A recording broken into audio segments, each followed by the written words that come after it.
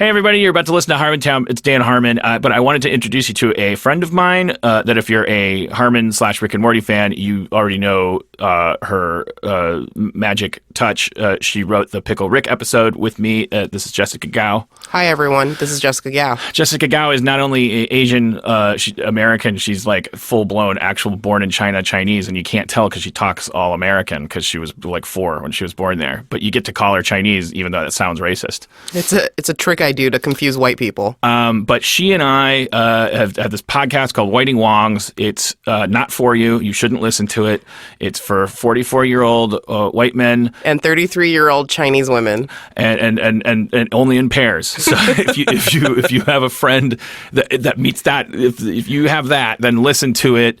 But still, it's still not even for you. If you're disappointed in it because why are they talking about race? They're not experts in race or anything. Like it's like, yeah, well, you were warned. But if you can't get enough of the sound of my nasal, droning, narcissistic, ass-kissing, white-knighting, cuck frenzied, kvetching, race-explaining voice, boy, howdy, strip out the Jeff Davis, strip out the Spencer, strip out the Dungeons & Dragons, just sit me down with a Chinese lady, let's just drone on about race and gender and all that stuff that you hate me talking about.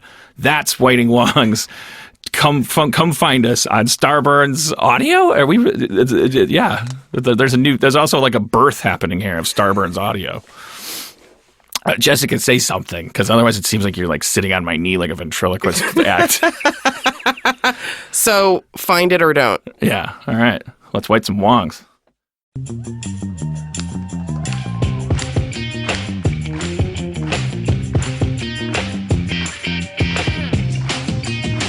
Hello, Arlington. Guess what? I've got very good news. Harmontown is now in session. Welcome to the Arlington Draft House. Won't you please welcome the mayor of Harmontown, Dan Harmon. Dan Harmon, he's got a camera on his head. Dan Harmon, there's a camera on his head. Dan Harmon, he got a camera on his head. You all have to sign a release form later because he has a camera on his head. He's got a camera on his head. I got a camera on my head. But that doesn't matter because the most important 300 people are here in Arlington. Welcome. 10 minutes from the front door of the forces that oppress us.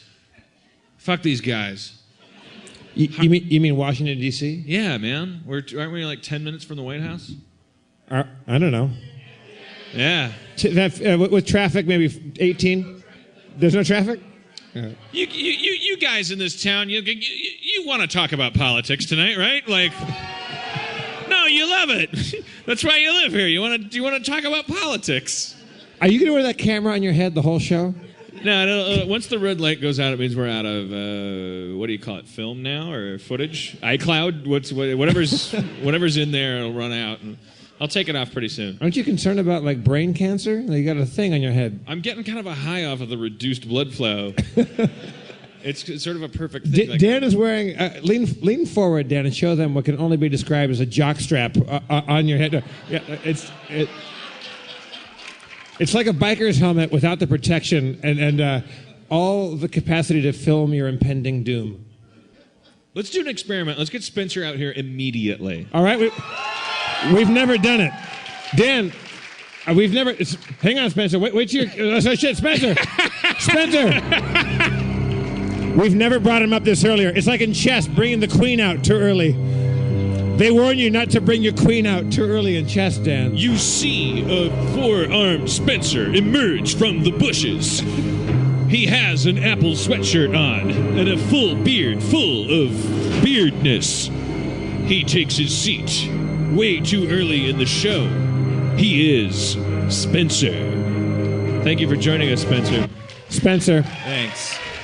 Again, for those of you that possibly don't know who Spencer is our dungeon master we've been traveling with. At some point in the show, we play Dungeons & Dragons with Spencer, who has truly been a wonderful companion on the road. Thank you. And an indispensable Spencer. Dispenserable?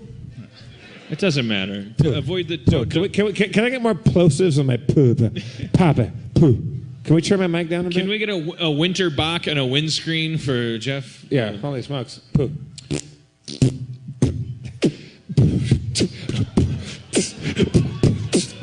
Mic check. That's better, thank you. Harmontown is the place to be. Saw your mama with an ant and a bee. Insect colony. I saw your mama motherfucker. Wait. All right. That was just gibberish. Confession: a couple of those last words weren't real words. But the art form of it is that's how insects talk. That was trophallaxis. It was vomit drop. Insect rap. How about a real rap? Here in Arlington? Oh shit. Oh shit. Oh shit. Yo, Arlington. Oh, yo.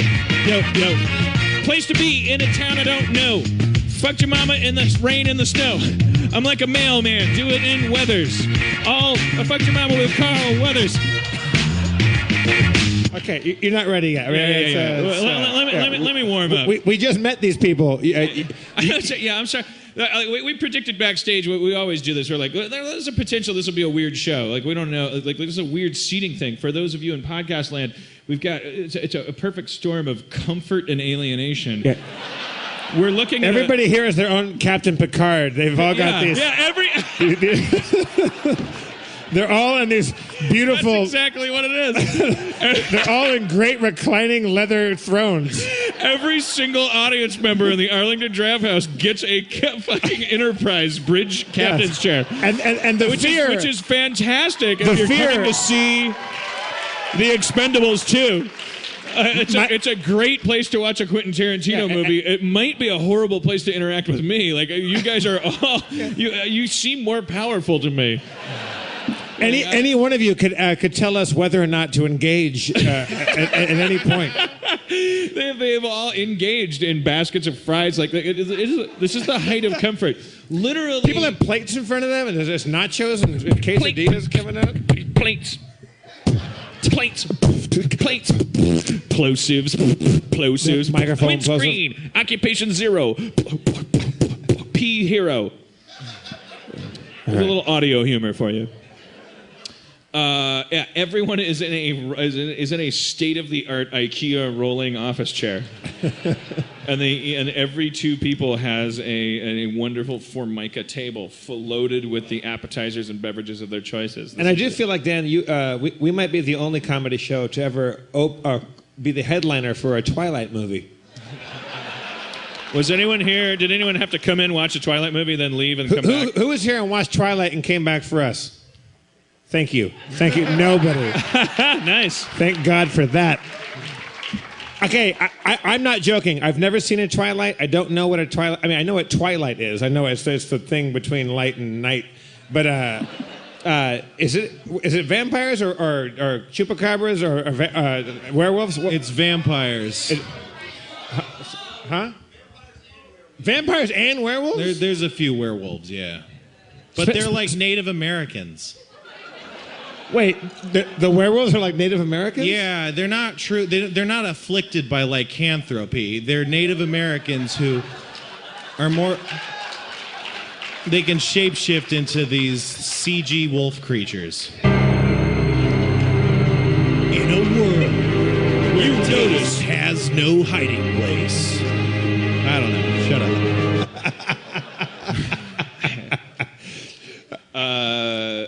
Arlington Draft House, #1 in accommodations for the talent coming through. I will say that, right? We're not going to offend anybody by saying that. Certainly not. We got ushered in here, and the guy whose job it is to kick your ass if you get out of line is also, he'll bring you chicken fingers. And he'll do both with equal facility, I believe, and with equal pride in his job. I kept going like, I don't... We were asked before the show by a lovely guy named Jesse. He's like, let me know if like anybody in the audience gets too wild and woolly or too interactive, I'll take care of it. And we're like, If we call your name out, Jesse, that means... And only if we call your name out. Yeah. Otherwise... Jesse, don't... No. He's not Beetlejuice. If I say his name 3 times... What if Jesse turned out to be the problem? What if it was just... What if as soon as he's like, okay, they started the show, and then he goes in the back and he ties his arm off and he like shoots him smack. Special security smack. It's like a little black bag that says security on it. And then he's like comes out here and he's like, "Why don't you shut the fuck up? You're not safe enough."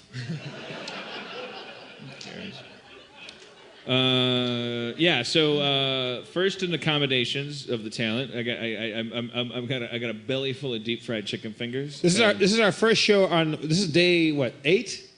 Got to be something. I think it's not day 8, but it's our 8th show, and I think in 9 days.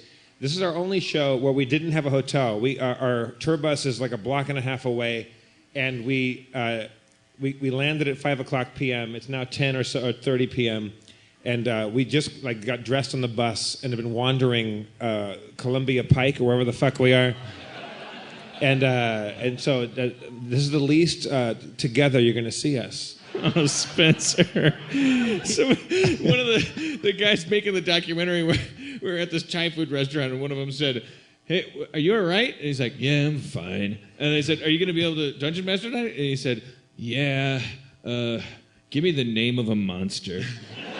And someone said, "Werewolf," and he said, "Leaping from the bushes, its arms raised in aggression and protest. A werewolf starts." And he's like, "Yeah, I turned it on and off." Should we try that out right now? Let's try a couple. Yeah. So Spencer, anyone from the audience, do you have think of it, not a real monster, make up a new monster, like something out of your own imagination. The what? The Tooth Beast. Spencer, the Tooth Beast. You hear the gnashing and grinding of ivory against ivory. I'm gonna fucking die. I'm gonna die. Should I even go on at that point? Are we good? No, you should. I mean, you could or you couldn't. It doesn't matter. I'm gonna die. I'm gonna die of happiness. You hear the gnashing and meshing of Spencer, ivory against ivory. I was pretty sure I loved you the moment we met you at Meltdown. Now what do you do? And it's grown and grown by a very logical geometrical line. That's what we call a direct correlation. That's just statistics. You're only making it more exponential. Your curve gets parabolic as it exponentializes into the hazy mist of mathematical curvature. As X becomes closer to Y. I don't know. You hear the gnashing and meshing of ivory against the ivory? gnashing of ivory against ivory. It's like right off the top, like Dan and I, we both have speech impediments. Like Dan goes, I start sentences like a bunch of times, like too. Like I have a lot of. You have the Hugh Grant. I have the Woody Allen, maybe. I don't know. or Jimmy Stewart. Hugh Grant versus Woody Allen. But Spencer, you speak so distinctly. There's no stuttering. There's no ums or ers or uhs or whatever. It's just it's very articulate, very specific, very precise. If you say so.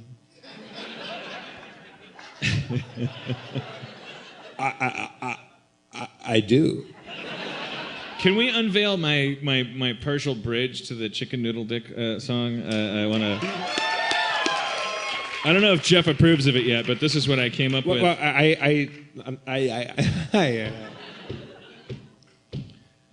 Here I am. I ain't got a dick, I got a chicken noodle can.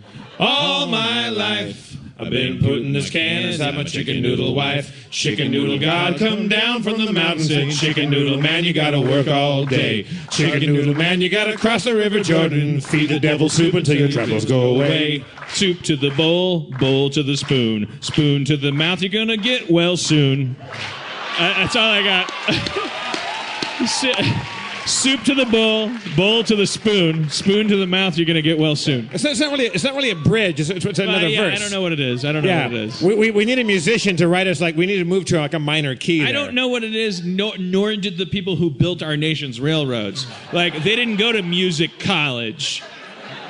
They went by instinct and God. Like, God went through them. When you break a man down to his fundamentals, he becomes Beethoven. Right. Like, they didn't need to know, is it the bridge or the chorus? I don't fucking know. Like, put another fucking railroad hinge in the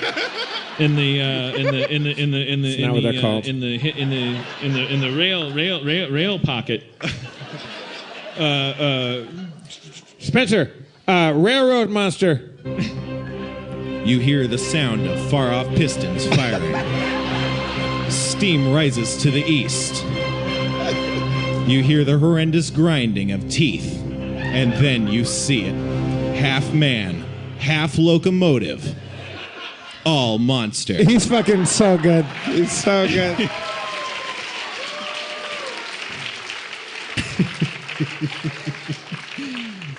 Just he's a national treasure. He's a national treasure whose parents dropped him off at the bus. I have a picture of Spencer and his mom and dad, and they look like our age. Yeah, of course. Yeah. And they're like older than you guys. Yeah, barely. Your mom was in my chemistry class. My mom's like 20 years older than you. It doesn't matter. What's their secret, Spencer? Why do your parents look so youthful? They drain the souls of other people. Spencer, parent monsters. Yeah, the parent monster. Opening the door to your room. You quickly turn off your computer screen.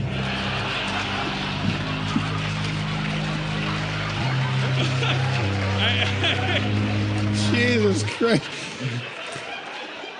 Why are we up here and why are you back there?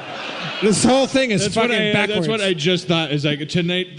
That's what's important about tonight. I officially cede the show to Spencer. Yeah, abdicate. Like. Jeez Louise. Oh man. That's a superpower. There was a conversation on the tour bus. Dan is busy, sitting in the front section, which I call the forecastle of our tour bus. The forecastle, it's called forecastle. Any sailors out there? Yeah, good stuff. There's a couple of sailors. That's safe to assume.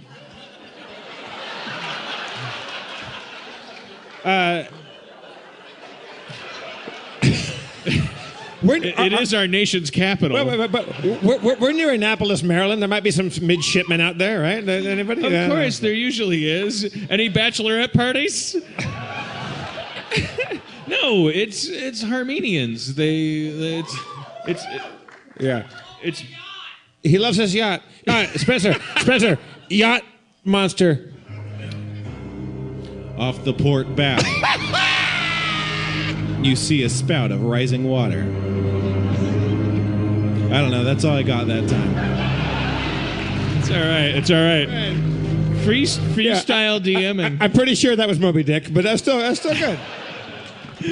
Yeah, you see a hump like a snow hill. There she blows, Queequeg cried. Let me tell you about how knots work. Do you know, that was just Moby I think Dick. I know how they work. I just don't know how to time any of them. I think they all work on the principle of making rope hard to pull. No. He was making a joke about Moby Dick, which most of it is about the minutia of being aboard a ship. Yeah, read a book, people. A literacy monster. You see it stumbling towards you. It looks at the sign standing in front of you. It falls into the pit that was clearly labeled. I'm gonna fucking die of a goddamn pleasure attack on a stage here in Arlington. I'm gonna die of happiness. I have we gotta stop. We stop putting him on the spot. But this is where we reveal that this whole thing has been a ruse. That you and I are going to leave the stage like we're going to pretend we're demoralized. We're going to leave, and then Spencer's going to leave and come out dressed like Dolly Parton, and he's going to sing a song, and you're going to find out he can tap dance, so he can do anything.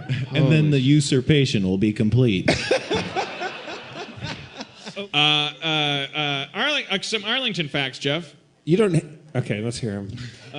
Dan boasts of his ability to, while he's shirking his responsibilities for his screenplays or his TV show scripts, Wikipedia is the town that we've just dropped into. Yeah. So let's hear what you got, Dan. Jeff, did you know that Arlington, Virginia is the rape state? so called by Senator Joseph McCarthy in 1910, who was then 6 years old and had been raped by his own mother, who, let me finish, invented the typewriter. We are in a fascinating historical. What a legacy! Yeah. I mean, what A lot of shit went down What a here. career! Virginia was the 17th state to leave the Union and the 14th state to join the Union, thereby creating a time paradox in which it fought itself in 1920, which resulted in the development of copper wire and the telephone and the typewriter and marshmallow cream and license plates. And the movie Jaws was shot here. And And the I didn't look anything up. they lead the nation in eternal flame technology. Yes, you guys. Oh yeah. There's a lot of cemetery culture here is more advanced than ancient Maya and Aztecia combined. The word Aztecia was invented here by Carl Reiner in 1940. Thomas Edison choked to death here on a hooker. And that's where he got the idea for the flux capacitor. Virginia was originally non-Virginia, but it felt the name was too braggy. So it changed it to Virginia. Dan, who do you like better, Virginia, West Virginia, or East Virginia? I think all my favorites is Mega Virginia. That's when all The secret Virginia, developed by NASA scientists, that is in geosynchronous orbit with the other 5 Virginias, watches down on all of you. How many of you out here tonight are from Virginia? What a question for you guys? What is Virginia? Is it a county, a state? It's a state. Okay. A Commonwealth. All right. Don't get snippy. I've been everywhere. I'm like an astronaut now. I'm walking in here with a swagger. I don't even know where I am. No, we're 10 minutes from the White House. Let's scream something at them, Jeff. We're tired of your bullshit. Why is it gotta be white?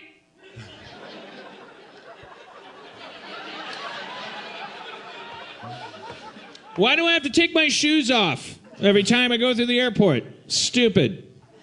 How many 9/11s have you stopped? With shoes. With shoe absence.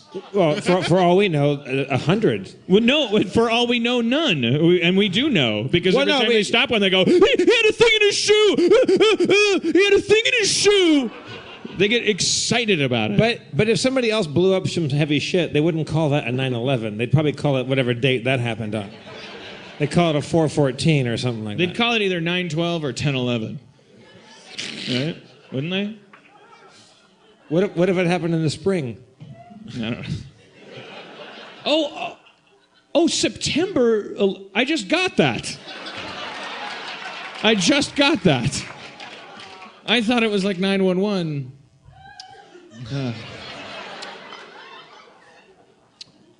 You know, every day since I was like in middle school, You've loved me. come to me.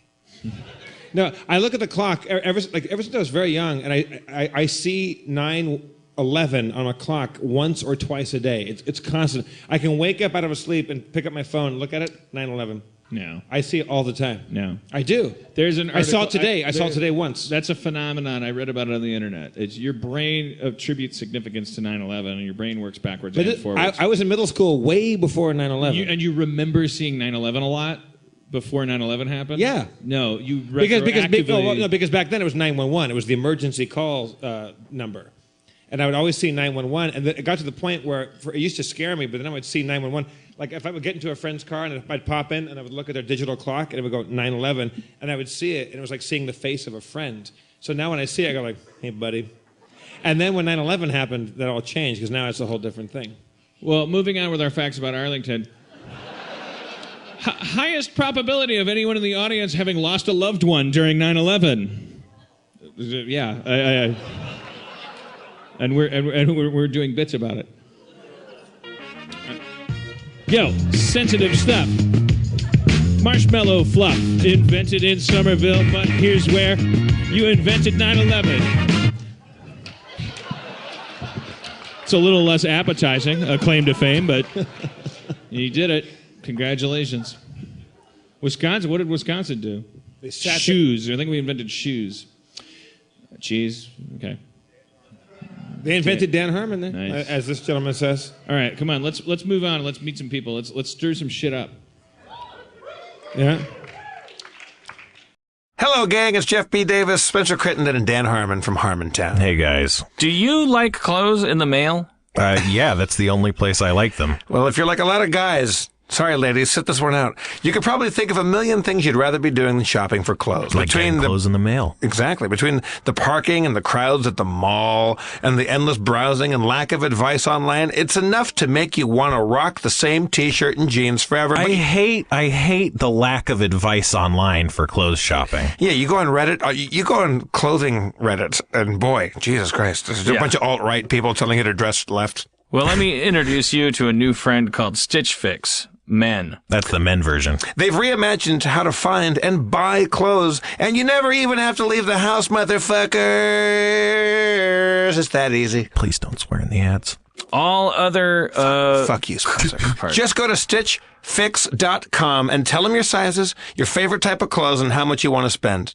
It couldn't be easier. It could be easier. You could just click your heels together and you have a new suit on. Well, that would be if magic existed. And now it does with Stitch Fix. 5 items are delivered right to your door. You try them on at home, and you only pay for what you keep. Shipping is free both ways, so anything you don't want, just send it back, and exchanges are always free. You can get your fix monthly, quarterly, or whenever you feel like it. There's no subscription required. Wait a minute. What? No subscription required? Get started now at StitchFix.com/Harmon, and you'll also get 25% off when you keep all 5 items in your box. That's StitchFix.com/Harmon to get started today. StitchFix.com/Harmon. StitchFix.com/Harmon. It's the thing to do. StitchFix.com/Harmon. To put some clothes on you. When you want pants or a shirt, you don't want a subscription because that's not worth it. Go to StitchFix.com/Harmon. It's the thing to do. For men. Do we have a representative of Arlington, Virginia out there? Anybody who feels that they have something to... Do we have anybody that believes in ghosts? Isn't this a big ghost state? Has anybody ever here had an encounter with a ghost? A real one? Holy shit, nobody. I think we just disproved ghosts. Okay, get up here. Get up here. Right. What's your name, sir? Adam's coming up. We'll be with you in a second, probably, too. I thought maybe, because we're on the East Coast, like there's more ghosts on the East Coast. It used to be called... no, it's true. It used to be called the East Ghost. Yeah. That's how it got its name. Adam, tell us your ghost story. I was like, I guess I was like 8 or 9 years old, and I was in my parents' bedroom, like early on, like a Sunday morning. That was like, no ghost, Adam. That's called an erection. Yeah. It was haunting, but natural. But I was like, I looked across the room, and all of a sudden, I saw like this dark sort of like shadow figure, and I think like its head popped off and was like bouncing back and forth against the walls.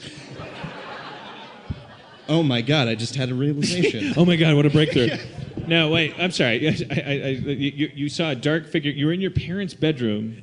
Were they there a dark too? figure come in? Yeah, like we were all in the bed together, because that's not weird. So, but how are you? 8, 9? I was like 8 or 9, maybe. Yeah, I slept with my mom a lot during my parents' separation. My parents separated. Did you see a dark figure enter the room? My parents separated, and my mom moved to South Milwaukee. We never pronounced the H there.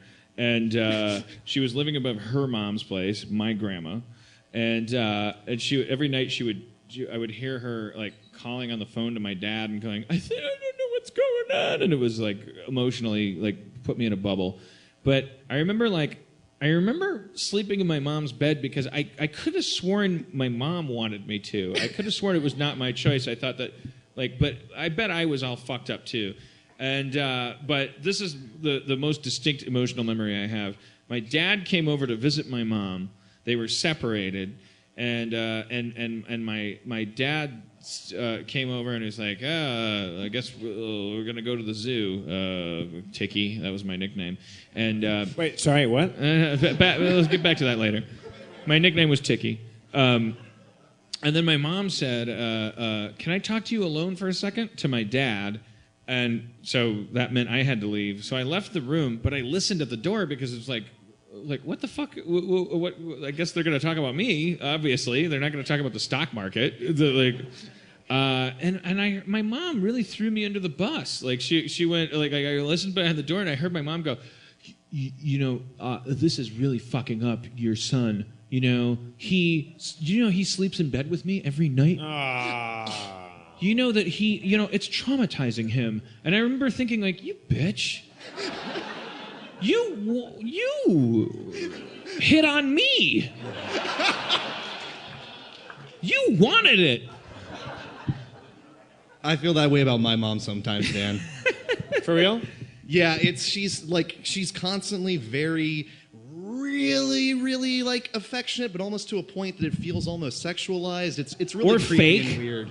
Or fake, targeted. No, not fake. Oh, okay. Do you have siblings? I have one older brother, but we have different moms. But they say there's a thing, it's referred to as silent seduction, where a mother will pick one of like two or more male offspring, and that one receives all of the love, all of the affection, but also because she wants to change. Also all the craziness, all the anger. It's like that's absolutely true. So I think I had that one too. Like you're involved in an unwitting emotional kind of relationship. Like a dating relationship with this woman. Yeah, it skeeves me out sometimes. Yeah, that's why I don't live near her anymore. Did you get to an age when I remember being like 12 or 13 and my mom coming up behind me and kind of like giving me like a shoulder rub and kind of and then me going like, knock it off. I think that's just a puberty thing, right? Like you go, stop touching me. She was going through puberty? No, I was. I think the reason I remember it is because I was like, I decided, okay, no more affection. Like I don't, I'm a man now. I don't want my mom. Or did she see you going through puberty and goes, I'm going to give this hubba. A man. Yeah, I don't know, man. God damn it, we need more open books on this stuff. You hear me, White House? So Adam, where's your committee on this shit? Stop making us take our shoes off at the airport. And start figuring out our mom's brains. Why do they want to fuck us so bad? So Adam, you feel like you were the lightning rod for all of your mother's like attention in that way? Oh, and when it comes to the craziness, definitely. Like my parents got divorced like 4 years ago, which I was surprised by. Like it usually doesn't happen that much later in a person's life. Like I was 21 when it happened, and basically whenever I had and they come to you and you're in a bar and your dad comes up. It's not your fault. It's important for you to know. My dad doesn't even talk about that sort of stuff or anything real for that matter. I remember my dad trying to talk to me about our parents' separation and me getting so embarrassed. I was reading a Spider-Man comic on the front seat of our station wagon, and my dad finally started to broach the subject. Like way too late. Like the luggage was moved, everything was topsy-turvy, and like I was reading a Spider-Man comic. I had already figured out how to deal with it, which was to shut down and become autistic. And I remember or commit to an already prevalent autism. And my dad was like driving, and then he just out of nowhere was like, your mother and I are going through some changes. And I was like, I was like, focus on the Spider-Man. It's important for you to know it's not your fault. And it's just stumbling through this thing, and I was like, no, finish it up, play him off. And then like there being this pause, and he go, it's just important for you to know that if you'd stop reading your fucking comic book. He got really mad, and I was like, I know, God, Jesus. Like I remember that moment too.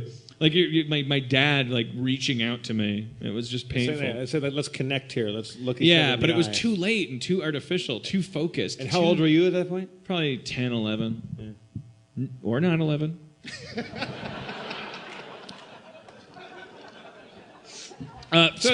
Spencer, disaffected emotional parent monster encounter. Hold up. Trying to get her attention, your mother looks over with a lazy, glazed-over look. She seems exhausted, as if the weight of the world rests on her shoulders. You think that this might not be the best time to ask for ice cream. I'm going to fucking die. All right, so Adam, you're the ghost. So a dark figure comes in, the head's popping about, and then moving about, right? Yeah, it's just sort of popping about and like making this sort of hissing sound. All I can really remember is like I couldn't breathe at all. That's a thing. I couldn't breathe. I couldn't move.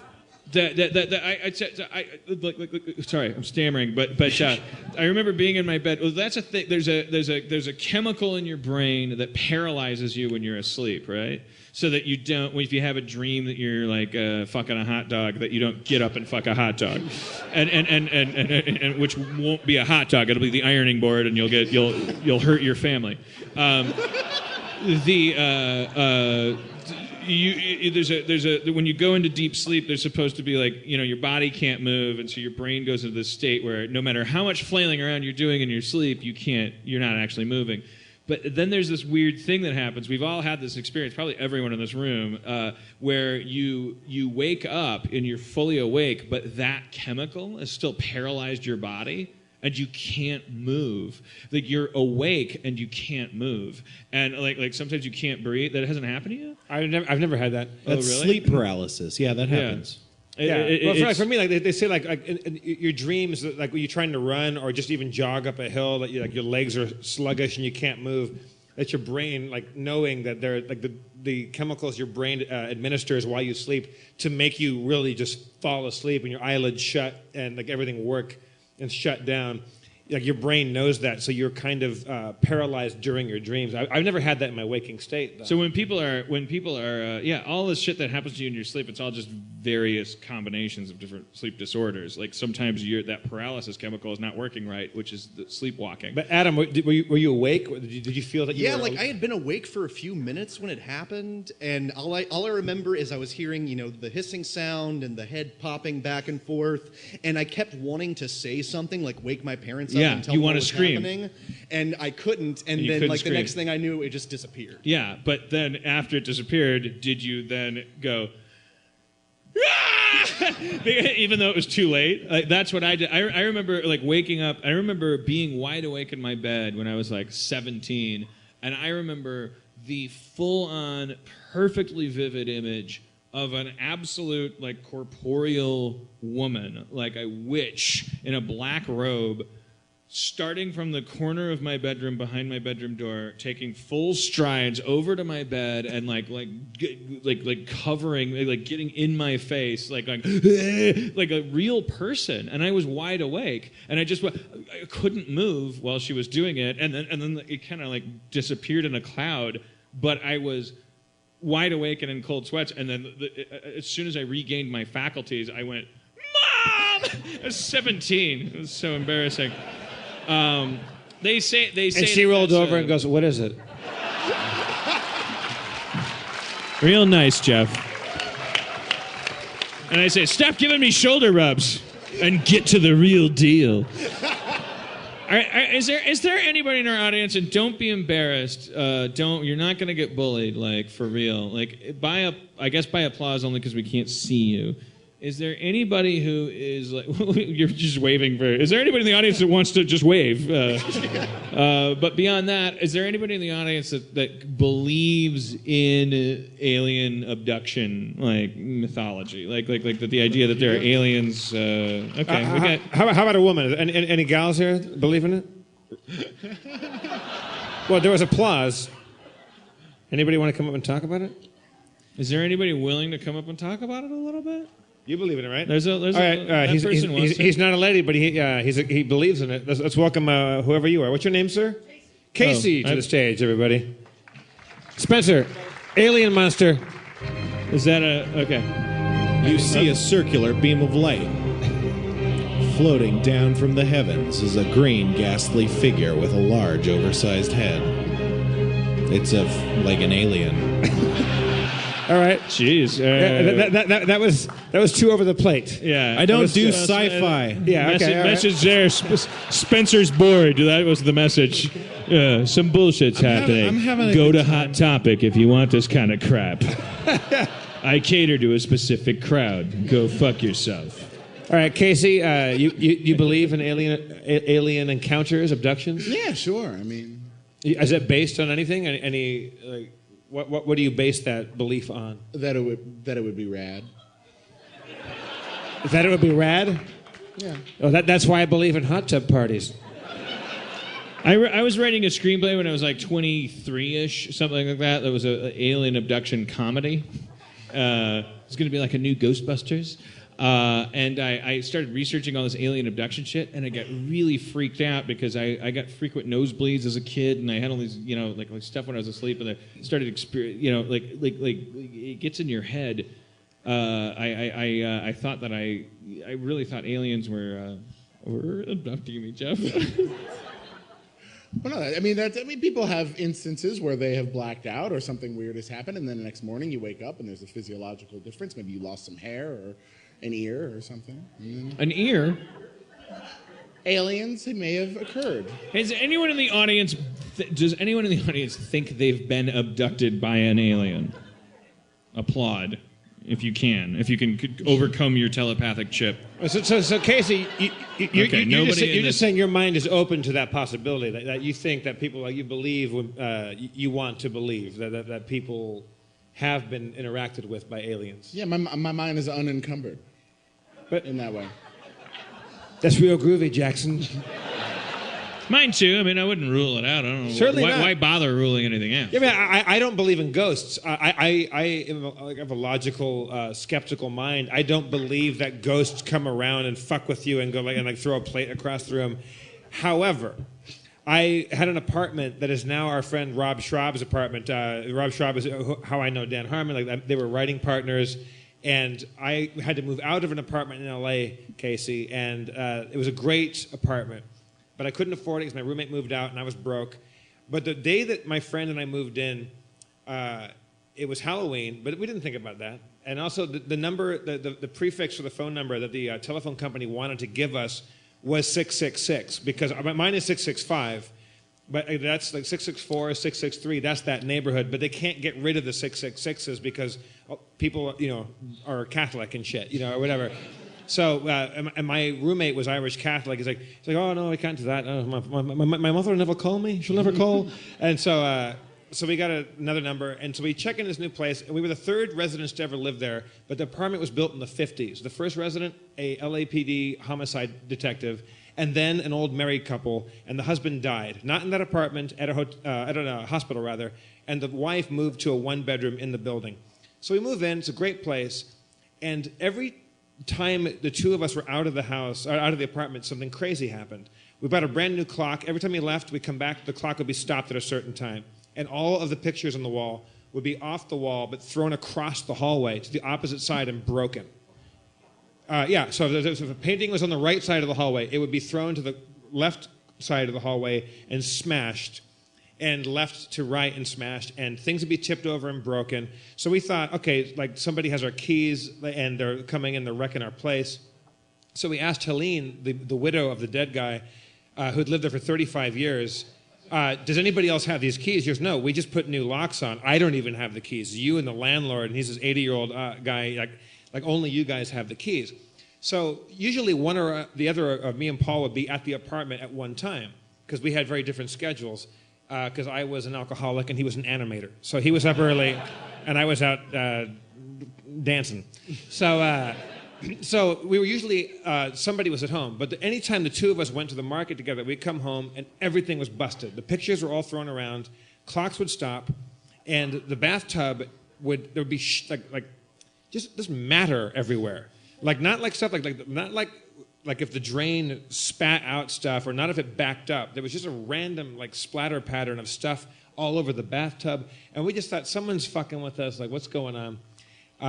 That kind of goes away a little bit. We go into we find there's an attic in it. We go up into the attic and we look up and it's you know, like it's LA. It's like 78 degrees out always. And in the attic, it should be hotter because the heat rises. I get up into the attic and I look up and I see some old Christmas decorations and stuff, and instantly the temperature drops to like what feels like 55 degrees, like outside the draft house right now. And it was like instantly just crazy chill comes over me. And I kind of get this weird feeling, and I don't think, ooh, scary ghosts. I just drop back down the little ladder. I go, Paul, go check it out. There's some cool stuff up there, like just to get to get a real reading on this. And he climbs to the ladder and puts his head right down. He goes, Jeff, we're never going up there again. All right, so time passes a little bit. I'm in my bedroom. I had the bedroom where the husband slept because they were an old married couple, and I think you find that often they sleep in different rooms because the husband snores and farts and the woman wants to get a night's sleep. And I had his room, and I was getting undressed. I'm down to my boxers, and I just have a feeling that absolutely somebody's behind me. Like somebody's like on the carpet behind me. And I turn around, I'm like, okay, fucking enough of this shit. Had enough of this. You're dead. You don't live here anymore. I live here now, so fucking stop it. Stop it. And nothing ever happened again. So I still... It's just that simple. Hang on. That's story is far from over. The only reason they made a bigger deal out of it in The Exorcist is because obviously that would be a shitty movie. If, knock it off! My roommate, I got work in the morning. My roommate goes, what the hell's going on? I go, I just exercised my bedroom as a fucking guy. So the end. I lived there for another 8 months. Nothing weird ever happens. I never thought the place was haunted. There was this weird activity that kept fucking happening. But there was a time when I felt there was a motherfucker standing behind me. And not because the guy had died there. He didn't die there. I was not implanted with this knowledge. I didn't really care about it. So Rob Schraub moves in a year later when I move out. And story's halfway done. Oh. No, this is like page 2 of 100. So we're at a bar. Rob Schraub is out there. We're at the drawing room. Sorry, the Burgundy room. And Rob comes out and he just gets a screwdriver and just boom, just drops it. Gets a bartender, another. Drinks it straight down. Another. And he's drinking it. And I go, Rob, what the fuck? I've never seen you drink like this. He's like, oh, man, like, I don't want to go home sober. I'm like, what's something wrong, like with the girlfriend or the girl you're dating? He's like, no. It's like, I don't know, it's stupid. I don't want to talk about it. I just don't. He's about to cry. I'm like, what the fuck's going on? He goes, the place on Lowry is like, anything weird ever happen there to you? And I was like, what do you mean? I don't instantly leap to ghosts. I never really thought that was ghosts. Just a bunch of weird shit happened. And he goes, I don't know. I was like, you slept in the bedroom I slept in, right? I sleep, and I go, yeah. And he goes, is it haunted? I go, oh, yeah, totally. And Rob goes, oh, don't say that! Don't say that! Don't say it. He starts crying. I go, what happened? What the fuck happened? He goes, ever since I moved in there, I hung all this artwork up, and every time I left the place and there was nobody in there, I would come back and all the paintings were off the walls and they were all broken. Anytime I hung a picture of somebody's face on it, all the pictures were gone and it was smashed across the room. And last night, like there was all this weird shit going on, but last night I was laying in bed and I heard my bedroom door open and I heard somebody walking across the carpet into my room, and I felt the weight of a person's body getting onto my bed. And I was like, were you awake or were you asleep? He's like, I was on my stomach, which is rare for me, but I looked at the clock and it was 4:10 a.m. and I thought, are Dan and Jeff still here? Did we watch a movie together? Like, it's like, no, they're not here. He's like, I had this conscious thought and I felt this person get on top of me. And I thought, like I said, it's a burglar. Like, so a burglar's in my room or a rapist. Because it would never be Dan or Jeff. Yeah, certainly not. Not until tonight. And he the weight of a body got on top of him, and he heard a voice in his ear going, and the voice said, what are you doing in my room? And Rob jumped up across the room and nothing was there. So I went with Rob to the apartment again, and I went, get the fuck out of here, man! You're dead! Like, Rob made me go back and be the world's shittiest exorcist. This has been a Halloween Arlington National Cemetery. Spooky, ooky Harmontoonies. The end. Jesus Christ. I think you've told that story before on the podcast. Is that right? Yeah. I don't give a shit. Oh. No? Yeah, in your face. All right, good. Dude, Thank Dan, God. all credibility is lost with a camera on your head. Yeah. All right, Casey, what do you want? But I mean that in the actual, not the passive-aggressive sense. Like, what do you really want? I mean, like a sip of whatever that is you're drinking. Let me load. Oh, yeah. Well, that goes without saying, yeah. Load them up. But I mean, think Spencer, about... be an angel. While you load that up, I want to hear what you want. I don't care if it's a noun, an adjective, a sentence, a phrase, a thought. What's your dream? What do you want? We're gonna give it to you figuratively. If you could go home tonight and tell your loved ones something happened tonight, what would that be? Oh, joy. You want joy? Casey wants joy. Okay. Did someone Well, boo I can do better. joy? It might have been We boo, like really are 10 minutes from the White House. It might have Pancakes. No, not in that case. It's the Don't same cater thing. to He that said asshole. pancakes. He said pancakes. Oh, pancakes. I thought he said in that case. Pancakes. Pancakes, joy and pancakes. It's like the same thing. All right. Casey wants joy and pancakes. Can we just, real quick, Jeff? Oh, it's a rap? All right. What did you want? I thought it would be like a movie, like a quick movie. A movie called Joy and Pancakes? Yeah. All right. Starring Casey. Okay. With me as Casey. And Casey as you? No, Casey's out of here. Fuck him. Casey, everybody. Welcome, Casey.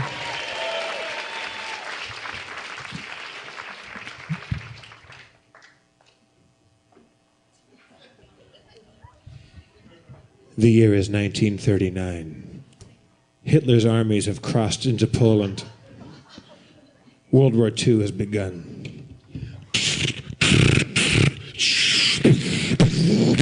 Incoming!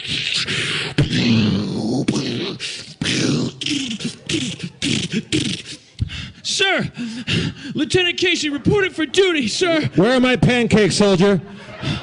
Sir, I tried to get them as far as Verdun, but I... Soldier, stand at attention in front of your commanding officer. Sir, yes, sir! I apologize, sir! I lost your pancakes at Verdun, sir! Verdun was World War I. You're in the wrong war, sir! Soldier, you are fighting in a wrong war! Yes, sir, yes, sir! World War II, sir! I try to keep track of it, sir! I tried to make you pancakes, but I couldn't, sir! What war was Hamburger Hill? Sir, you're making me hungry, sir! No! That war was in the future. Trick question. That was Korea. Sir, D-Day's coming. D-Day? Does D stand for delicious? I don't know, sir. I wasn't authorized. Don't come back into my tent until you have pancakes, soldier. Do you hear me? Or I'll send you to Leavenworth. Yes, sir. Even though we're not in the Navy. I'm just a soldier without a war. Trying to bring pancakes, but I need more. Don't know what place to shoot or duck. Germans in both wars don't give a fuck. Wieso gingen so mit deinen Bausen schneiden? No. During my song, I wandered across enemy lines. There's a mortar attack. I gotta dive into this foxhole. No. Engländer? See.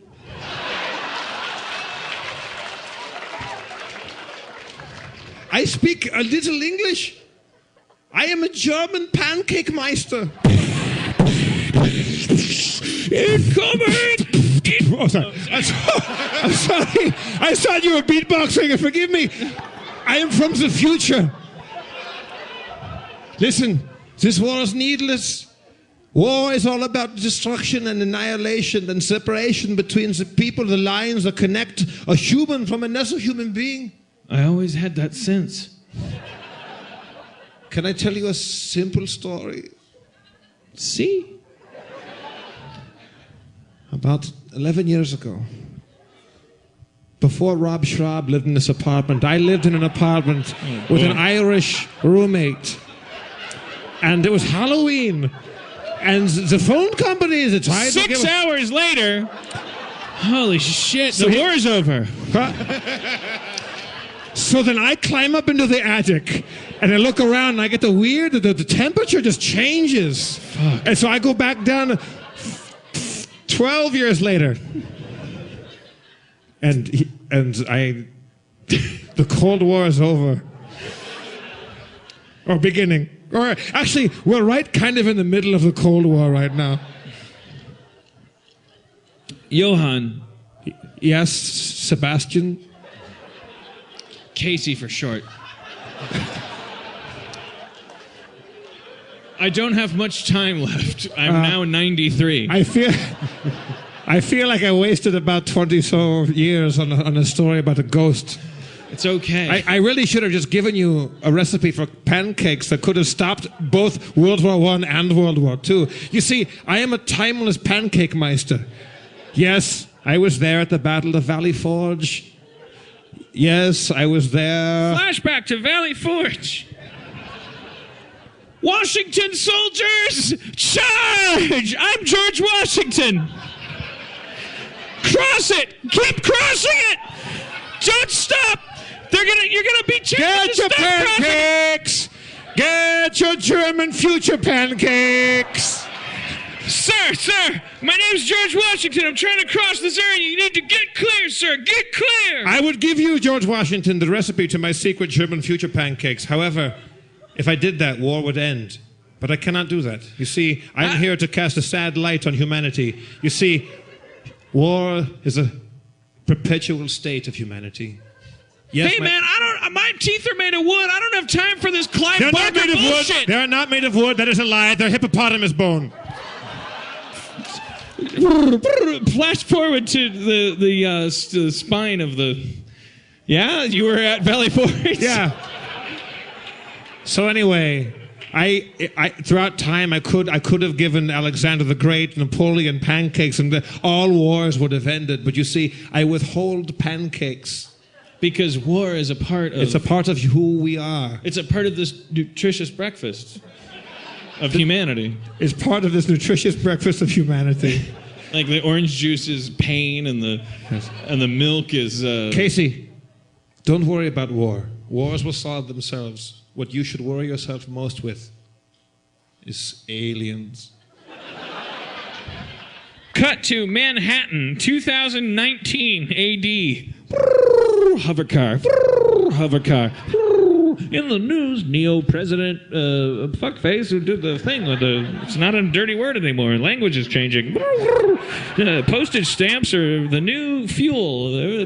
Pennies are worth $1. Bottle caps are hats. Corn is a potato. Hey man, you got any shoes? And by shoes I mean sleeves. Oh no, leave me alone. Everything's different. It's 2019. Hello, this is Wolf. Identity door recognized. Opening. Psh, identity door closing. We're having recognized you. General Casey. Yes. Reporting for duty, sir. I have bad news for you. We thought that we had mastered war, but we haven't. It turns out we are under attack by a pancake monster. Slowly, it rises over the horizon. 1, 2, 7 full pancakes covered in butter. It opens its juicy maw and leaks glistening syrup. It charges. Yes, pancakes have evolved. They have cheeks and a maw.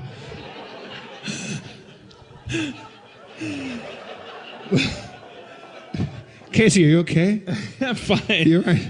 I guess if this could be a 70s movie, it could just end here. Right? That's kind of a, yeah. Doesn't have to. In the 80s, then they started to have a whole third act after that. Then you blow up the pancakes and no one cares. Who gives a shit? Take your kids to it. In the 70s, you could just end there. Yeah. Gene Hackman would run on a frame. Hey, you! You'd hear a gunshot. Credits. It's a beautiful time to be alive. Was that the, what was that one? The Taking of Pelham 1, 2, 3? That was French Connection. French Connection, Like he literally, like Gene Hackman's like, it's the end of the movie. Over there. And he ran off frame. And you hear credits.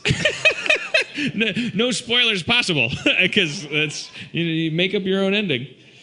That's the 70s. like Omega Man, Charlton Heston is just hanging out with zombies, and then they're like, "Oh, you're a zombie." I don't know. Well, fuck it. No. Good night. God, that ghost story is so long. I could have sworn you told that before. I don't know. I've told you before. Yeah. Okay. So yeah. No politics. No more ghost stories. No more ghost stories. Aliens. Race. We settled All right. anything about race? Should we try to break our record? Because our record at Harmontown shows is 2 black people. Do we have more than 2 tonight? We got. Oh my God! Wait, why is that white guy raising both his hands? Wait, Casey? Casey's half a black person. Casey's half a black person. All right. He was already up here. 2? 2 and a half? Okay, there's, yeah. 4? 6? Holy shit! Wow. Let's get them all up here. All black people to the stage. Mega Black, Harmontown. Mega Black, Harmontown. It's the half dozen man march. Yes!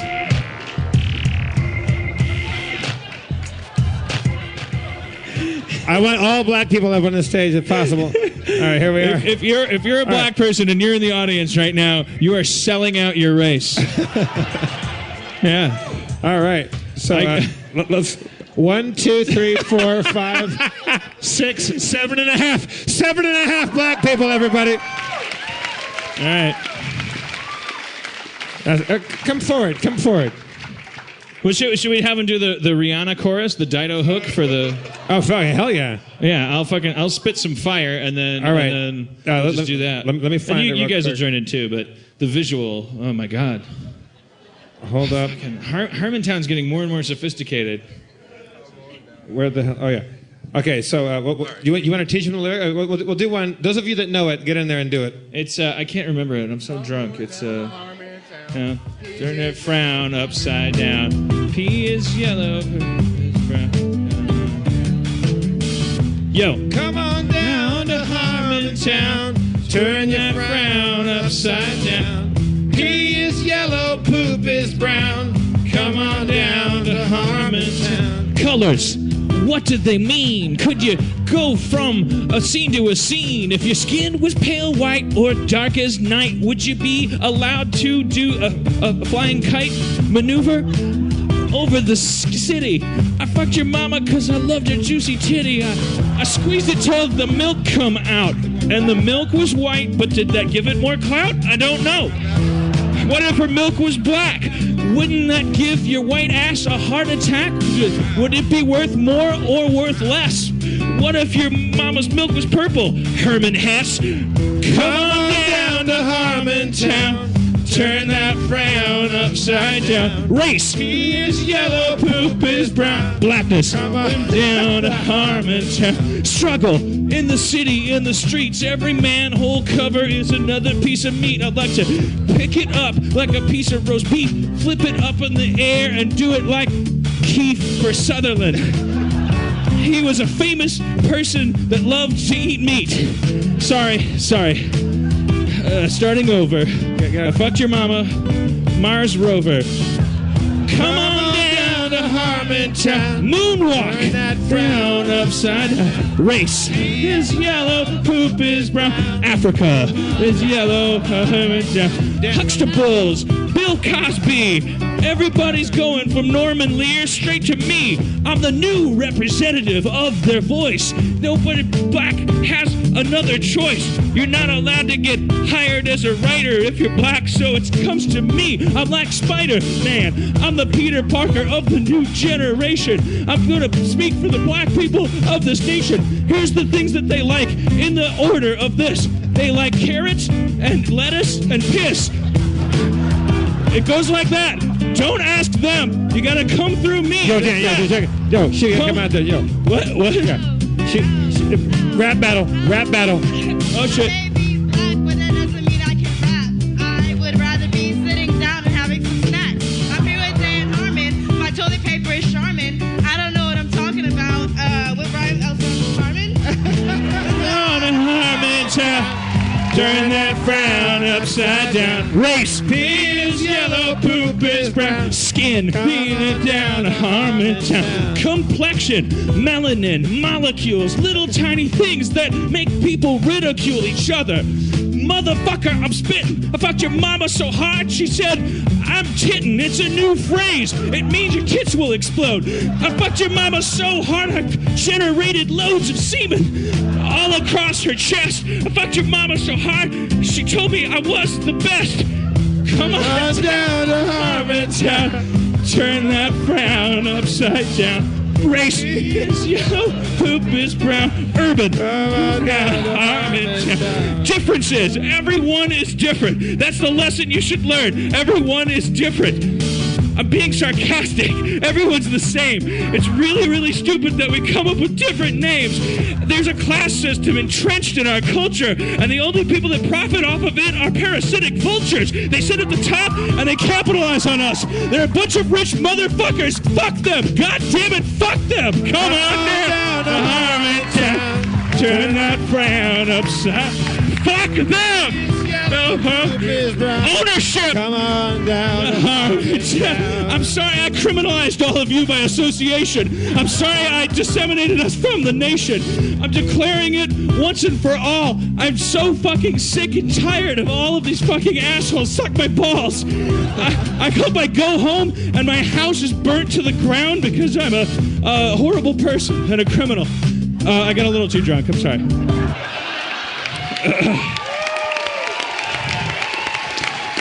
Let's hear it for our nation's capital's black people.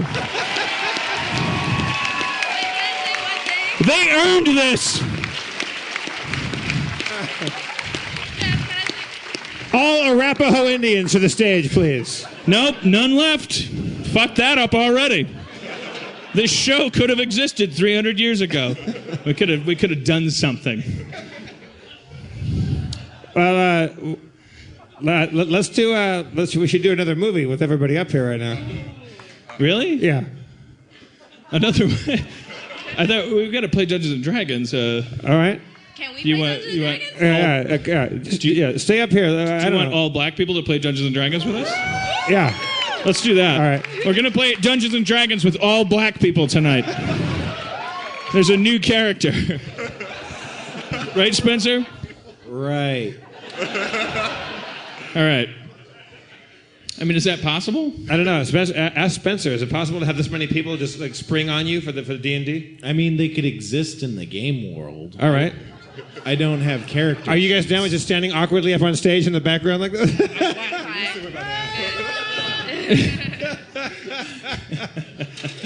You can't just ask a group of people to stand up here like just waiting to find out if they're involved. Yeah. No, we could dismiss them. I don't know. It's an awkward situation. You know what? It's metaphorical. Well, then you do it. Deal with it head on. All right. What are we supposed to do? Go ahead. This is my favorite form of affirmative action of like my whole life.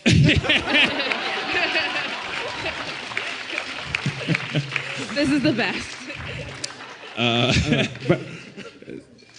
I say, Jeff, here's what I say. We break a pool cue in half, and we put it on the floor. No, sorry, that's the way we've been handling it. Let's play Dungeons and Dragons and have all black people that want to be a part of it represent all black people in the whole nation. All right.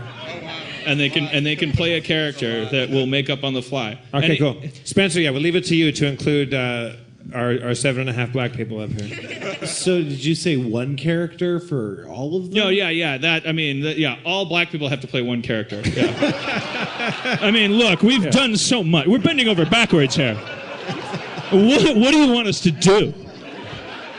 I didn't. This wasn't my problem. I inherited this. I think I'm being pretty heroic by providing them with one D&D character. He can be super strong. He won't be a kleptomaniac or have a stutter. He'll be the dentist or the next door neighbor. All right, so let's start this stuff. Aaron McGathy to the stage, please. Aaron McGathy.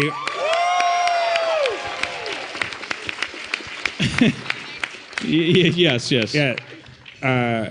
Okay, here we go. Spencer? Phil. All right.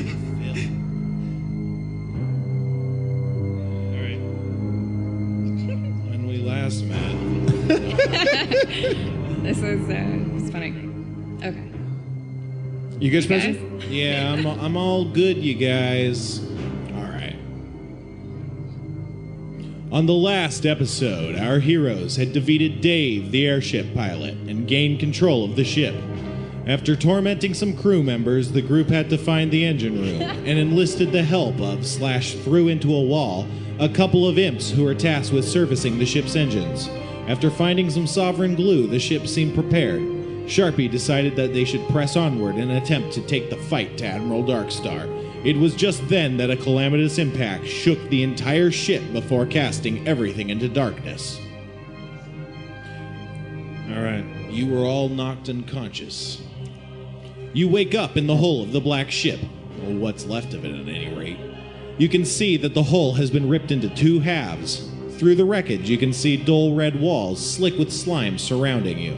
You seem to be at the bottom of a pit, as above you stretches a black expanse. Go! All right. Now, didn't we meet like some people that were going to walk us down the road? Yeah, okay. So like that I didn't write because I thought we'd just do it right now, but Okay. do you want to just I take look it up from and the top? I look around and see if there's any people that will help us down the road. You see 3 white clothed figures approaching. Wait, why can't we... This isn't you. You guys are elsewhere. Seems like with a quick edit, you could make this very appropriate. Do what? Can't there be 7.5 black figures? Or... 7.5 black figures approach. Why can't it just be a full 8th black person? He said he was half black. I'm just making a joke. Okay. He's a halfling. 7 black people and a black halfling approach.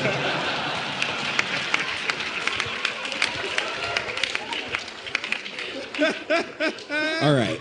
So right now, you It's like guys. a Million Man March. That's you, Casey. Oh, dear God. Holy hell. Casey's mutated. All right. So you guys have been living in the belly of this great beast for quite some time. You're quite used to it. But you just saw this ship crash down to the floor. It's quite a new occurrence for you guys. I mean, stowaways and shipwrecks occasionally happen, but it's quite rare. So that's your motivation as you're approaching this wrecked ship. So our ship crashed inside the mouth of this, the Infinifish. Correct. And I should mention, Jeff, that your crystal, I'm sorry, not your crystal, your healing pendant shatters into a billion piles of little crystals. Whoa. That's like in a video game, because we would have been able to use that. As this happens, you feel some of the crystals dissolving, healing you to full health. You see good. a small pile of crystals remaining.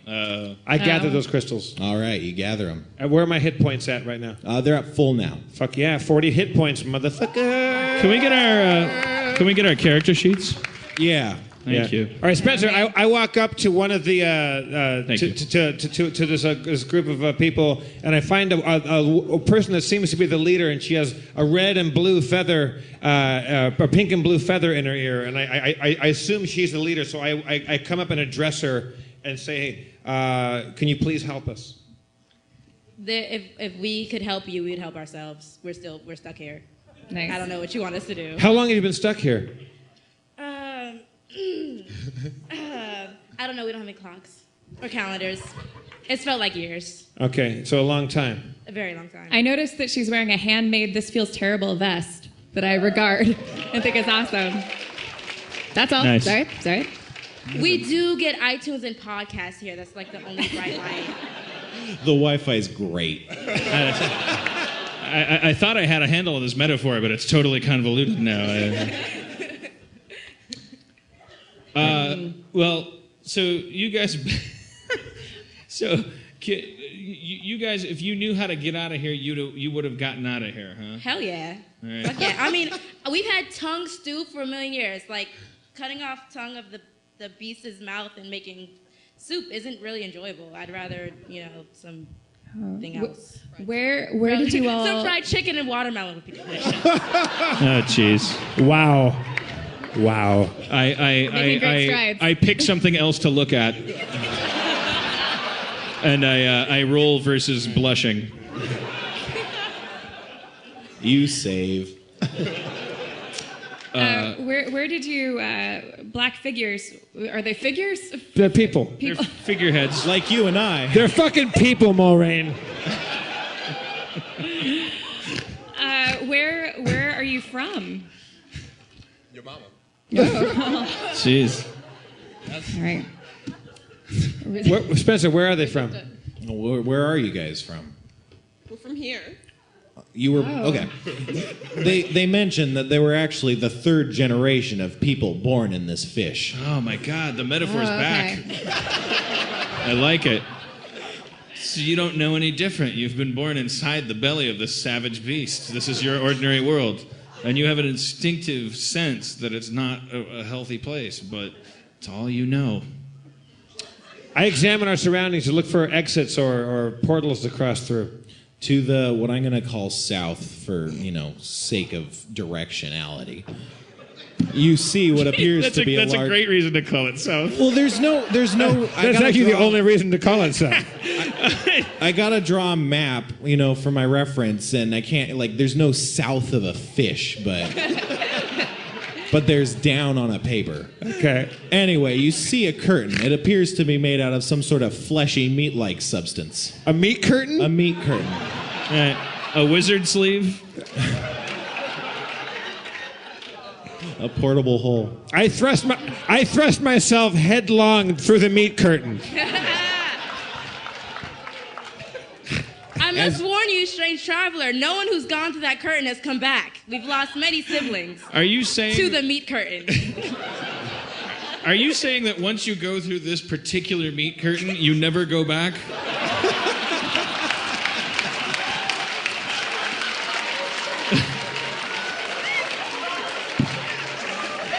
Is that what I'm hearing?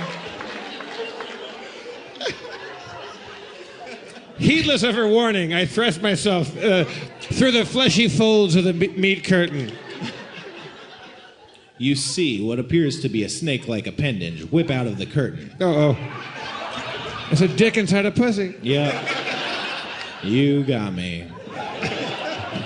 The tentacle whips at you, but misses by a hair. Come on in, guys. It's okay. I approach the whipping serpent, and I whip my hair around in an attempt to calm it down, or maybe to just make it straighter. The curtain opens. 3 more tendrils reveal themselves, whipping Jesus, themselves at busy you. lady. They also miss. Are we armed?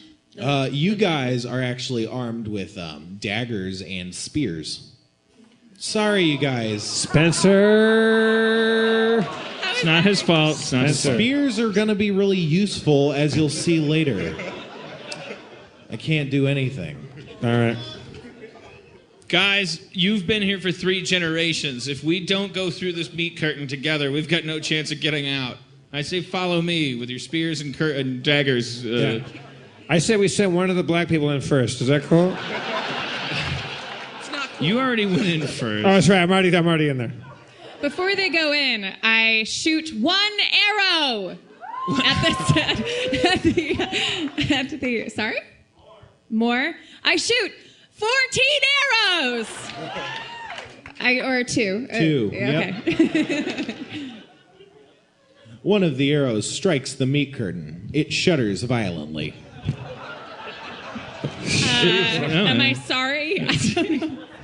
Okay. Are we all through the curtain right now? No one's even tried to go through it. Everybody, let's all charge. Charge the meat curtain! I peek cautiously through the meat curtain. You guys want to go through? You think we should? We should go? All right, let's. I lead my army of black people through the meat curtain. Yes! Failing to And regard. we thrust our daggers and spears, our non-denominational daggers and spears, through the meat curtain towards the tentacles. Brandishing your weapons dangerously, you charge through the curtain. The tentacles whip back and forth, but you manage to subdue them and make it through. Black adventure! Adventure! Sorry, guys. Mixed reaction. So we're beyond the tentacles now? You are beyond the tentacles. What do we see? You see a blue round tunnel. It seems to get smaller and smaller.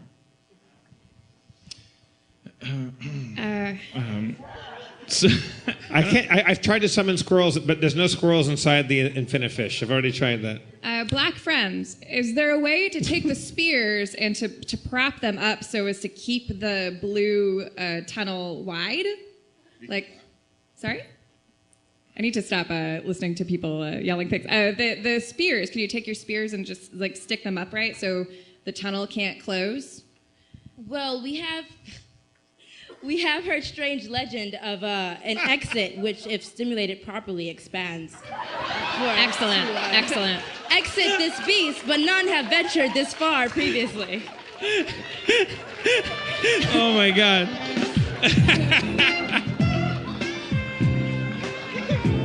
I'm having way too much fun. There's a legend of a thing that expands when you stimulate it. That sounds like... What is your secret, oh wise woman, to stimulate the tunnel to make it expand?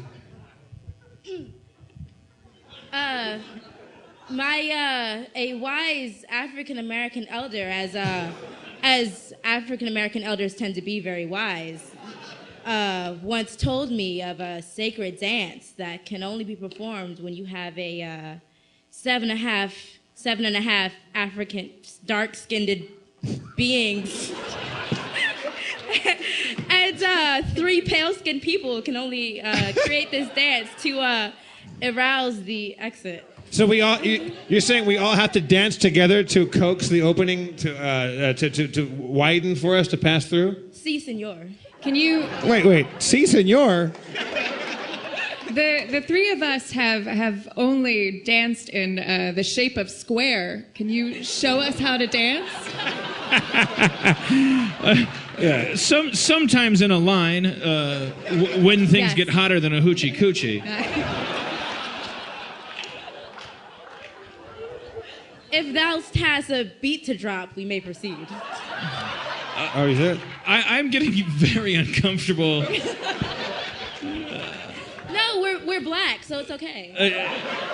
That's what's making me. That's the whole. I can talk like this. I do not want to see the TMZ headline. I feel comfortable. I'll lead the charge. Wearing a. No, I think if. Oh, this will actually be embarrassing.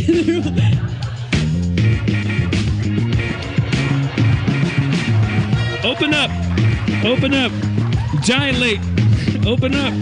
Gotta open up that esophagus. I'm gonna fuck your mama like I was snuffleupagus.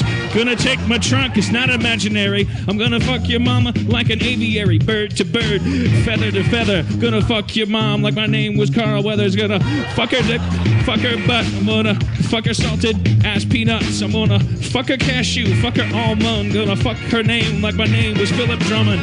Fuck her like a different stroke. I'm gonna fuck your mama like my dick was a joke. I gotta set up on my nuts, gotta punch on my tip. Fuck your mama, that's how I'm hip. And then I assume that's like an open sesame. The rhythmic pounding of feet and limbs and the flailing of your bodies seems to do nothing at first, but then you feel the expanding and contracting muscular action. Jesus. The esophageal tube opens and widens, revealing a larger antechamber. So we're going down the throat into the belly of this infinifish. You're going down an esophageal tube. It may or may not be a throat. It opens into a large chamber. Dungeon snap. Dungeon snap. You can see several wooden constructions built together. They seem to have been made out of parts of old ships or perhaps other crates and boxes. But they hold together quite nicely. There seems to be about 16 or 17 of the dwellings. This is where you guys have lived. Your parents, they came I guess I said third generation, so your parents came on ships and they built these into a village. So that's where you guys live. Wait, so they've lived here? Yeah, well, yeah. Have they been here before? They've lived here for 3 generations. But they usually take a different path, a less dangerous. Oh, so we just took the hard way to get here? Yeah. This is like the corner drugstore. Wait, they could have told us how to get home. And is that your doorbell? We all do a dance, and that's how you get home. You guys saw the when meat. we incorporate new people into our culture, we like to embarrass them first. Okay, right. That makes sense. We should have. They to don't pay a have price. TV, just Wi-Fi. So now we're at the home of these people. Yeah, this is your guys' home. You love it. Once you feng shui the organs. No, that's someone else's joke. Sorry, guys. It's beautiful here.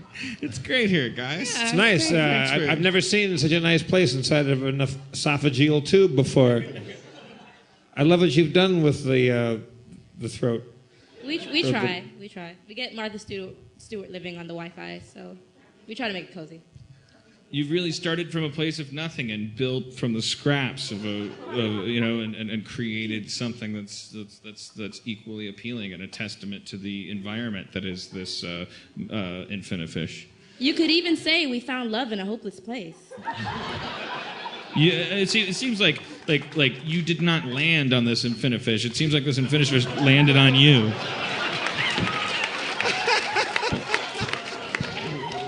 But I respect what you've done. I think we can learn from it. Like I pull Mulrain aside over to the wall of the esophageal tube, and I say, Mulrain, I don't know if you're watching this, but it seems there's some sort of spark of connection between this leader and Sharpie, whom you've been in love with. You better. I warn you, be careful. I know about these esophageal people. Yes, Quirk, I saw it too, but I can't move like she can move. I can shoot arrows and I can wave my hair and I can giggle, but I'm going to concede. Don't tell him that Your talent for passive aggression seduces me. That wasn't passive aggression. You couldn't hear me. No, I heard the sound of someone needing more than. Are we going to talk about our actual relationship in the middle of D&D? I was just expressing that I was sad. I wasn't being passive aggressive. It's similar to the van thing last night. I take our new hosts out to lunch at their local esophagus shack while these two sort out their relationship from the tour bus today. Yeah. All right. Yeah. All right. So we're at the village of these people who have a weird habit of making people go through a tentacle esophagus in order to get where they already lived. I mean, we can't do much more than that. We've done this for like a half hour. We should probably cut it off there. Right? It's fine. Avoid our issues. It's fine. Let's hear it for America's black people. The Capitol Steps. I'm going to give them a name, Jeff. The Capitol Steps. All right, wait, what's everyone's name real quick before you go off? We got Casey. All right, Casey already. Just for the sake of credits.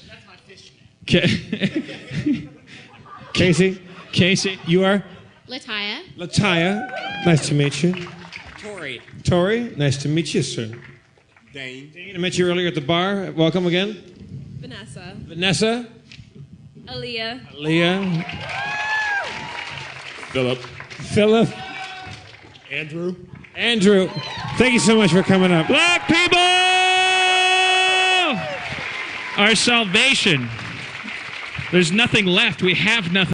Hey, fantasy football fans, listen up. If you love fantasy football, then you need to try my new favorite app, Draft. It's weekly fantasy football, but not like the other guys. On Draft, you play real-life snake drafts with other people, just like in your season-long league. Here's how it works. It's a draft that lasts for just 1 week, and there's no management. Just set it and forget it. Once you're done drafting, that's it. No trades, no waiver wire. Draft even takes care of last-minute injuries for you. Drafts start every couple minutes, so you can join one right now. And the best part? Play for cold hugs. hard cash. Drafts start from just $1, so there's a draft for everyone. No salary caps. Play in a real live snake draft, just like you play with your friends in a season-long league. Come and join me on Draft today. Download the app anytime. Just search Draft in your app store and join a game in minutes, or play right from your computer on playdraft.com whenever you want. For a limited time only, all new players get a free entry into a draft when you make your first deposit, but you have to use my promo code Harmontown. That's right, play a real money game for free just for using my promo code Harmontown on your first deposit on Draft. Just search Draft in the App Store or go to playdraft.com and come play free with promo code Harmontown. What is fantasy football? Nothing left. We have nothing left. When we were near Boston and Somerville, I had a camper come up to stage because I was a camp counselor. I have another camper here. That was Show off. Just saying. That's all. Do you want to bring her up? I'd like to. Let's get her up. Yeah, Bring up Alex Fox. All right. Alex? Sounds white, but fine. Change of pace. You say you were asking for something. Now you're being I wanted to hear about Alex Fox. You wanted to hear about what? Hello, Alex Fox. He can sort it out. So, Alex, when we were in Somerville, Massachusetts, we had another one of Erin's campers come up, and we talked about feminine wetness, and then her mother came on stage, and shit got bananas. It got weird. Did Erin dispense any uncomfortable wisdom to you while you were at the camp? I mean, Erin was just really my sexual education, like up until I was about 14, 15. I went to a really strict school, private Catholic school, so I didn't know what sex was. And Erin really was really eager to talk about it with just our 14-year-old selves. That's not why I brought her up. No, but... Did she ever make you pass through her flesh curtains? No, but she did show me my first penis, so Wait, huh? No, I'm just kidding. You don't have a penis. I'm just kidding. You're totally fine. You're normal. It would also be okay if I had a penis. No, it totally would be. It would be fine, yeah. That would be even more educating, but it's all right. Women having penises is the new black. It's true. What we did tonight was kind of antiquated. We're not really breaking down any barriers. This is DC. We should have had transgender people up here. Yeah. Black people, yawn. What is this, Gilligan's Island? Issue solved.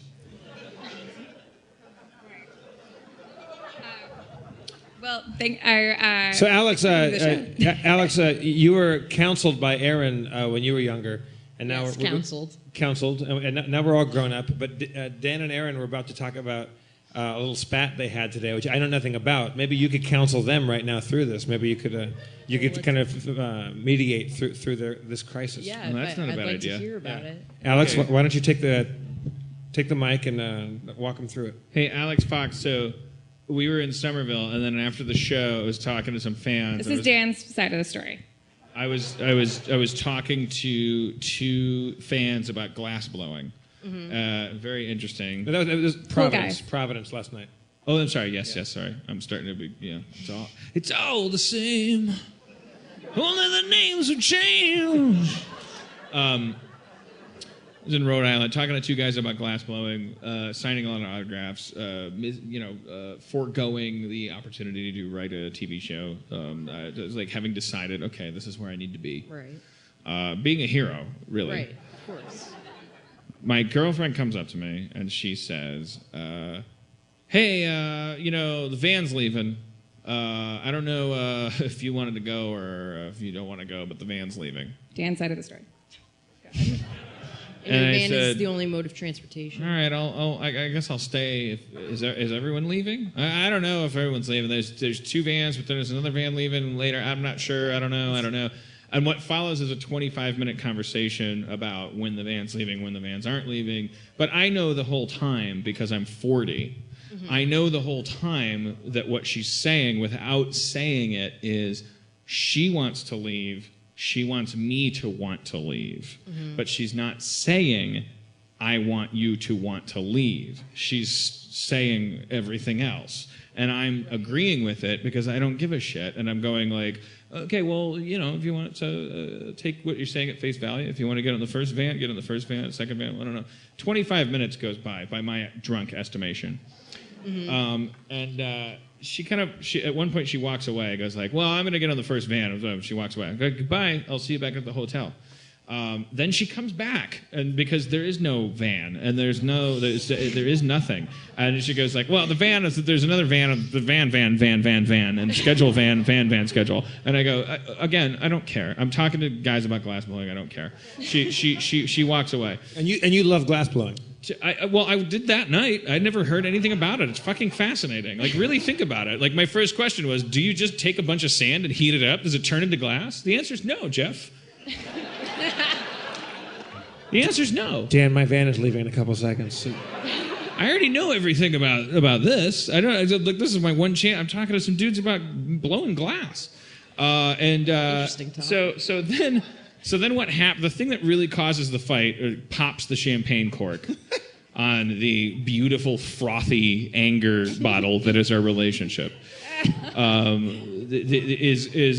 The tour manager, the guy whose job it is to tell you when a van is coming and when it isn't, comes up to me and says, hey, Dan, so there's a van leaving now and there's a van leaving in 15 minutes. Which one do you want to be on?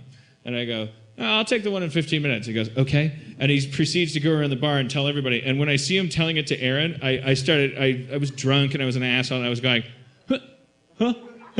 I was like jiggling my ear, and she's like looking at me, going, "What are you doing?" And she came over to me, and I said, "I'm just saying. Do you hear how that works? You hear how easy that is? That's rude." Yeah. Well, fuck you guys. I lost 38 minutes of glass blowing talk. All right. All she lost was a little bit of dignity for 30 seconds. I'll try to make my version a little shorter. That wasn't a diss, but thanks, guys. Yeah. Well, you can afford to, time stealer. The 38 minutes. I'm sure your Justin Timberlake arm readout has fucking 100 of my minutes on it. From just because I spent all that time talking about vans instead of fucking glass. I would have been up here tonight teaching motherfuckers how to blow a bottle out of dirt. But there's crucial shit I missed. All I know is that we're fighting. Alex, jump in, mediate for fuck's sake. What's going on? Let's hear her side. I want to hear her side of the story. Thanks, Alex. There you go. First of all, those guys talking to Dan about blowing glass, super cool. Learned a lot from them. I was also listening to them about glass and like the lightning striking the sand and that making like these big branches of glass and things. It was cool. I also had a great time at the bar. I was tired. Neil Berkeley, who's directing the documentary, was like, we're gonna get in the van and go. Sometimes like transportation has been tough and people have been left behind. So I was like, oh well, I'm gonna let Dan know that I'm gonna go. Maybe he'll want to go too. I love him dearly. Went up to him and I was like, hey, like there's gonna be a van going in a little bit. If you want to get on that van. And he responded to me in a way that made me think that he was like, oh, okay, I'll get on the van. If you want me to get on the van. Like I had said, hey, we're getting on a van. So if you want to be cool, get on the van. And he responded to me like I had said it that way. So I was like, oh, well, that didn't feel good. And I walked away. And because I can't walk away from things, I was like, oh, no, that was rude. And I walked back and I tried to explain it to him. And he was very like snippy with me. And then I walked back and was talking to more people, and that was when the tour manager went over and told him about the 15 minutes thing. I didn't know it. But then afterwards, he did this, and then he yelled at me. And then I went back to the hotel room, and I was crying in the bathroom. And he came in, and he's like, you taking a shit? I don't know. I can't see tears. All I see is a closed bathroom door. And I start with logic. I walked out. My face is red, and I said what? Because I was sitting there crying, and I was like, I feel like I'm constantly. That whole fight happened because I was worried he was going to get left behind. Because call back to the mom issues from earlier. Sometimes I'm Dan's mom a little bit. I get his food together. I take care of him as best I can. That's natural. And, what? That's normal. Good job, Casey. Alex. Casey. No, I know. I meant the guy from earlier. No, I just thought that guy earlier was fucking great. But he tucked his arms into his sleeves and Casey, pretended to be a just halfling. the costume design alone. Sorry, Alex, go ahead. So it escalated. It escalated from there, and Dan tore me a real good one, and I was crying for a long time. He left the hotel room. He ran into Bobcat Goldthwait in the Goldthwait. Sorry. Bob Goldthwait was in the room across the hall. And so he leaves, he talks to him, and then he comes back and he's calmed down, and he said, "I'm sorry," because he said a lot of mean things to me, including the C word. That's not okay. Which one? That's never okay. Which C word? Cutie. Yeah, okay, let's see it. It's not so bad. So, and then this morning I was still bummed out about it, even though he said, "I'm sorry," but he said a lot of really, really cruel things to me. It made me feel pretty worthless. Okay, Alex, now's your chance to graduate. Go ahead and mediate. All right, well, here's my thing. If you apologize to her, then you're admitting that you did something wrong. You're at least realizing that you hurt her feelings in some capacity. Sure. So then, I mean, I think it was mostly a miscommunication between the two of you. You thought she was harassing you to get on this van, right? When in reality, she was just concerned about not leaving you behind. Maybe. Which is Right. all I should say the crux of this all argument. Good intentions, you know. So Yeah. I don't think He that thought I was lying. He thought that Yeah. I was bullshitting him, and I was not. And I because it's stand a by silly that. thing to lie about, and I don't think Aaron would do that personally. However, Well, just have from you an dated her unbiased- for a year? No, I haven't. You're right. So I don't know. So I'm just saying from an unbiased perspective. However, you know, clearly her heart was in the right place if she's saying that she thinks she was going to leave you behind, and you admitted that you were wrong about something. So, Okay, so by in a roundabout applause, way, by applause, should they break up or stay together? stay together. That's my vote. Thank you, Alex. That was very wise. That was lovely. I mean, we're staying together no matter what. We're staying together no matter what. That's the problem. I'm never gonna leave her, and if she leaves me, I'll kill myself. Sounds healthy. That sounds very healthy. There begin the problems when you realize that you can't be without someone. Then you go like, all right, what the fuck are you doing? Why are you? Why? So maybe if that's true, instead of thinking that I'm someone who could never go away, think of me as someone who you want to take care of and be nice to because I'm never going to go away. You don't want this perfect flower that you have to wilt because you shat want to on it. nourish this flower. Now, let's first of all thank Alex for coming up and dispensing what I think is very sound counseling. Thank you. Well, let's see if we can sum this up. Maybe we can heal these wounds via our new anthem. Let's try this one out.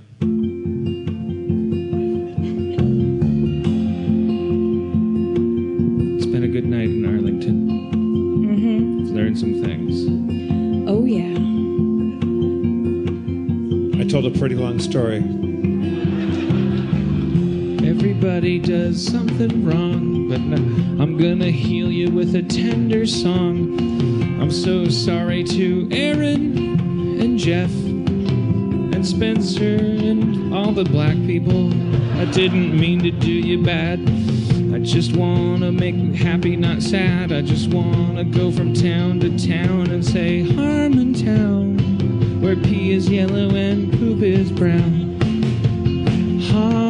Harmontown, everybody singing Harmontown, where pea is yellow and the poop is brown. I like the bread and the butter and the honey and the nutrients grow on every tree, and the leaves go to the sky and drip down on me, and every piece of sustenance makes me feel young and free again, and I feel like I'm 20 again.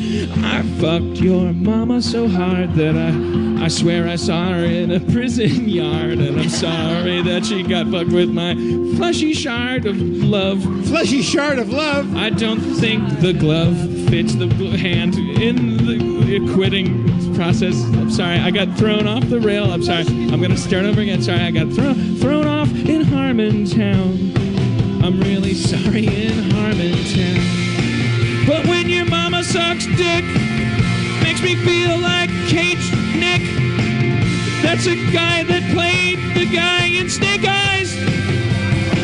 His name was Nicolas Cage, and I fucked your mama on this stage. his back, and I fucked your mama while your daddy smoked some crack. And just watched 'cause your family sucks. That's fucked up.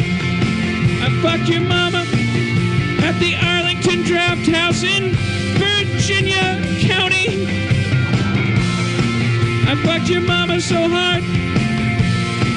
I fucked your mama real hard. Crane shot, gonna fuck your mama sweet and hard. Here we go with the... Whoa. Whoa. Whoa. I fucked your mama so hard, she looked like Winnie the Pooh. I fucked your mama so hard, she bled. I fucked your mama on the top of a sled, fucked her downhill, and then I decided to fuck her instead. Uphill to the top of a hat. I fucked your mama like that, and I fucked your mama inside a jelly vat, and I took her to the bottom, and then I puckered lips and spat on her face because your mama is fat. And fuck your mama in Harmontown. Fuck Obama in Harmontown. Fuck the legislators, fuck the senators in Harmontown. You're not invited if you ever made a law in this place. I fucked your mama. Thank you so much for coming to Harmontown tonight, everybody. Arlington Draft House. Shitty stage time. Here he goes. Let's hear it one more time for Aaron McGathy. Stage time. Spencer Crittenden. Whoa. Our Black Esophageal Chorus. Shittiest stage dive in the world. That's it. Shittiest stage dive in the world. Shittiest stage dive in the world. Wait, it's happening. Actually, it's not that bad. Whoa! Whoa! Okay, they're tired. Okay, that's all right. I fucked your mama in Harmontown. All right, I'll be here for the rest of the night. All right, good night. Thank you all.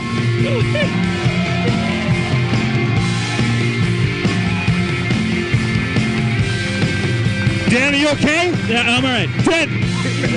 Dan, cross the return threshold and make it back to the stage. If you bought anything, I'll sign it. That's the Harmon guarantee.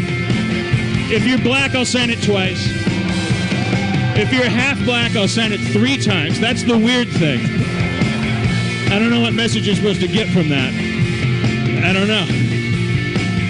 Fucked your mama tonight. I fucked your mama through the curtain tonight. Fucked your mama like a werewolf and a vampire, right? Fucked your mama like a unicorn and fucked her with the horn on her head. I fucked your mama, then I fucked your uncle's daddy instead. I fucked your family and I fucked your god. I fucked your mama till she had no body. You guys can leave if you want she to. had no right to exist. And You're she under no said, requirement "What's to stay this?" seated. And I said, I'm fucking you because I wanna piss. I wanna piss on your face and butt. I wanna fuck you like my name was King Tut. Build a pyramid with unpaid labor to me. Honor me. I'm a god. This is Harmontown. Whoa.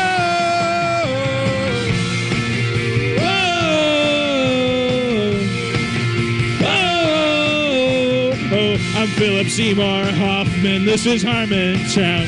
Thank you, everybody. Good night.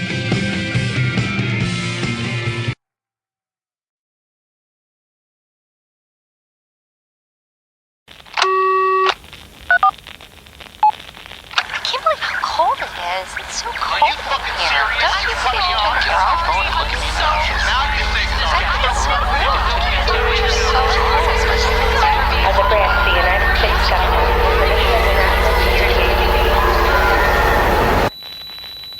As a branch of the United States government, it is the mission of the National Security Agency to assess and flag citizens of the country who may present a threat to its security.